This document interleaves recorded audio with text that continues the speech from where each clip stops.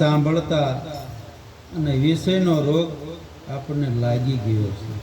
જે શબ્દ એવા સાંભળો ને તો આપણને વિષયનો વાતોનો આપણને રસ લાગે છે. વર્તી પછી આપણી સારી થાતી નથી આવું સાંભળતા. એટલે બને ત્યાં લગન આવી વિષયનું વાતું કે નિંદા કે કુટલે એવી કશું વાતું આ મગજની અંદર આપણે નહીં પડવા દેવાની. હરણાનું મોત થયું આ સાંભળતા. જેમ નાદ કરે ને એટલે હરણા આમ તલીન થઈ જાય એટલે તા પારાધીને મારી નાખે છે. એમ સારા સારા રસનો સ્વાદ લેતા આ ઇન્દ્રિય આવું સ્વાદ લેતા લેતા મોત થઈ જાય છે.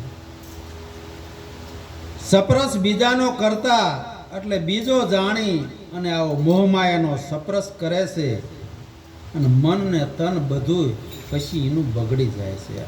બીજાને અડતા ભાન ભૂલ્યો બીજાને ભાળતા, બીજો ભાળતા જે પોતાનું સ્વરૂપ છે બધાની અંદર જે પરમાત્મા વિસર્યો છે આવું ભાળતા નથી અને બીજો ભાળી અને ભાન ભૂલી જાય છે. એટલે હાથીનું મરણ સપ્રસ કરતા થઈ જાય છે. રસ તવચા એટલે જીભ રસ તવચા સ્વાદ લેતા, દારૂ માંસ ને મહેફિલું આવું બહુ કરતા.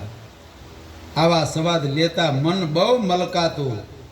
માછલાનો રસ લેવા જાતા માછલા મરાતા. જેમ ઓલી આંકડીની અંદર કંઈક રોટલો કે એવું કંઈક બિસ્કુટ કે એવું મૂકે ને એ ગોર લેવા જાયતા, રસ લેવા જાયતા માછલીનું મુખમાં આંકડી ભરી જાય છે ને મોત થઈ જાય છે. રૂપ જોઈને જીવ જગતની અંદર બહુ ફસાતા લોલ.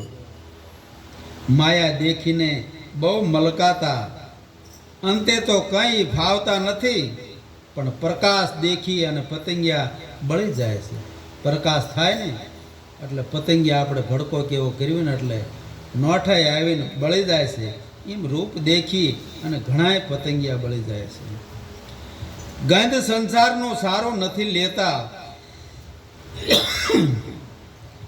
ભમરો ગંધ લેવા જાતા પછી રસ મૂકતો જ નથી. પછી આંધ પડે ને ત્યાં ગુલાબનું ફૂલ ભેગું થઈ જાય છે. આવું ગંધ સારું નથી લેતા. ભમરાનું મન મોત થાય છે આવી ગંધ લેતા. એક ઇન્દ્રિયોમાં એક એક જીવનું મૃત્યુક થઈ જાય છે તો મનુષ્ય તો 5 વિષયોને ભોગવે છે. તો મનુષ્યનું મોત કેમ ન થાય? એટલે સદગુરુના ચરણે જ્યાં સિવાય દાસ પોસો કહે છે આ 5 વિષયને કોઈ છોડાવી શકે નહીં. 5 વિષયથી પાર સદગુરુ જેમ કહે એવી રીતે આપણું વર્તમાન જો બરોબર આપણે કરવી તો આપણે 5 વિષયને મુક્ત થાવી અને તો જ સાચું બ્રહ્મ જ્ઞાન પ્રાપ્ત થાય. નકર થતું નથી. સદગુરુ મહારાજ.